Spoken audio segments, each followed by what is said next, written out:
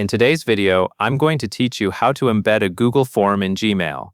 First, open Gmail and make sure you are in your inbox. From here, you want to get ready to create a new message because that is where the form will appear. Look for the option to start a new email and click the area that opens the Compose window so you are ready to insert content into the email body.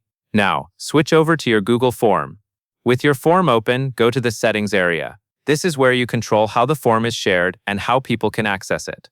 After you open Settings, look through the available options until you find the Sharing and Embedding tools. The key thing you are looking for is the Embed HTML option, because this generates the code that can display the form inside another tool. Select Embed HTML. You will see a box containing a snippet of HTML code, usually starting with an iframe tag. This is the embed code that represents your form. Click Copy to copy that entire embed snippet to your clipboard. Be careful to copy the full code so it works correctly when you paste it later. Next, open the Chrome extension called HTML.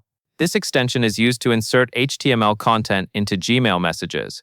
Because Gmail itself does not let you directly paste raw embed code into an email and have it render as a live form.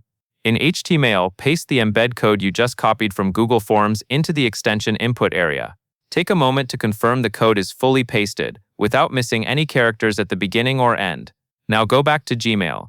Click Compose again to open a fresh email draft, or return to the draft you already started. Click inside the message body where you want the form to appear. Then use the HTML extension controls and choose the option labeled Insert. This tells the extension to place the embedded form HTML into your email content at the cursor location. Once inserted, you should see the form content appear in the message body, depending on how your email client renders embedded content.